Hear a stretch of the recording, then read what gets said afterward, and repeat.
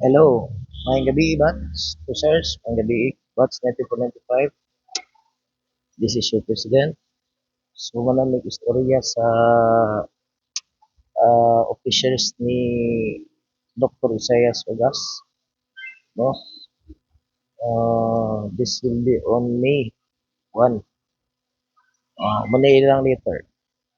Dear Bats 9495, I'm happy to share you for the preparation my Bats. Number 1, the food, the food is sharing. Number 2, Bats presentation and presentation of participants. So natay mga participation, natay participation by batch o kada isa. Number 3, if any na ay facilitate o mo-prepare sa materials o venue, ay games. Number 4, raffles, pundukan by batch moving forward. We need everyone who can share their capabilities, expertise, leadership, blessings in one way or another to make this event a success. Aim. We invite you, we support, we share, we make it happen. See you there. God bless us all.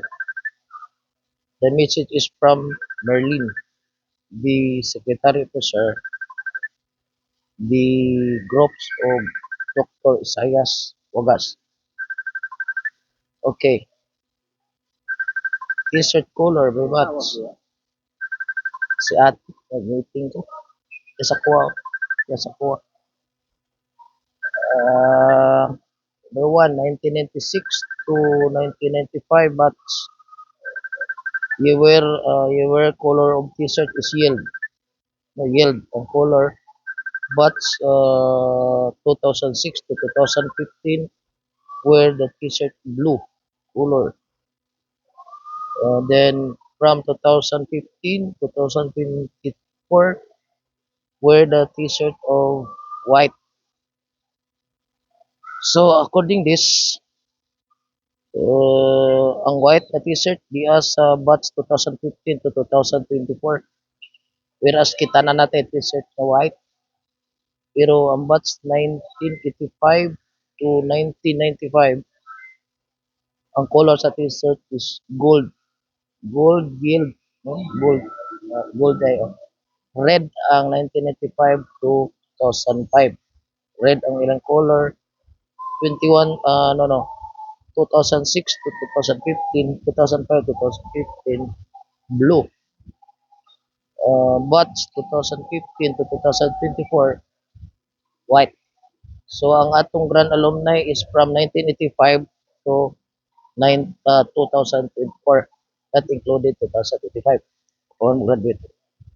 So ako din siyang gihangyo din ako dito sa officers sa alumni, sa grand alumni. Kita support ta sa ila, sila may nagdala ni. Ako sila gihangyo. Walay pinugsanay o walay balibaray. Gi-approve nila actually nga ang atong white t-shirt is na nato t-shirt mo na lang itong i-wear. So instead magbuhat patag atong t-shirt sa atong batch, muhatag na lang tawag in kind. Muhatag na tag in kind. So approve na ni sa officer sa Grand Alumni ni Ma'am Merlin as a Secretary of Grand Alumni, pangaluhan sa grupo ni Dr. Isaias Wagas, no? So karon lang may nagka-istorya. So ito ato ring meetingan karong Sunday at 7 PM. Officers, okay na siyang t-shirt nga ya mo atong i-wear sa atong reunion on May 1 Grand Alumni. Muna na yung isulob. So ang inyo lang i-prefer at sila ihatag dire ay games na raffles, no? Moving forward. Ang pagkaon sharing. So wala pa ni hatag group sa mo dala, so sharing magdalang bring on baon. Muna yung ilang agyo. Yan lang gikunoy batch presentation kada isa. O participan na ay mo natay present ini sayaw ba ta makanta ba ta or ansa whatever. So moubit ani ilang gingon.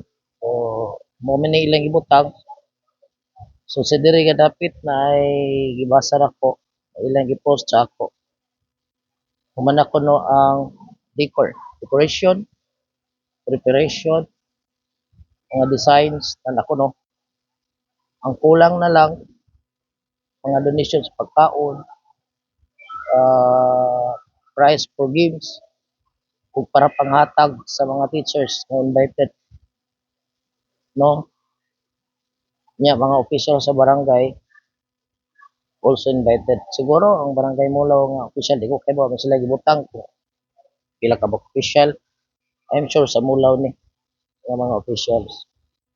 Ang venue dito sa gym sa Mulaw National School or Mulaw Barangay Mulaw sa gym. Gym siguro sa barangay oo kapag nabay gym ang high school kuno barang gym is barangay. So dito ang venue May 1. Your presence is the best daw ato nila. So okay. Muna ang ilang gi sulti diri sa GC. So akong i-relay diri sa ato sa GC. So ang plano ko officers beware muning plano ko which is maybe ko lang ang akong giingon diri sa Grand Reunion this is my plan maybe my batch 94 95 plan to give matatag litson number 1 number 2 a little amount as for games naman ko may games or raffles number 3 maybe hatag tag rice nga for giveaways number 4 try na to kung makatag batag number of puso the same sa itong gibuhat silang baskis ang buhat itong puso o hilyogas kini mo ning ako plano upat litson depende kung litson tingatag o little amount tas for games allocate tag amount para premium sa games is from our batch 24-25 hatag tag rice naman siguro ito 5 kilos nga gisaksak na kuha na siya so siguro muna ang atong buhaton para makashare ta by the time ha May 1 na siya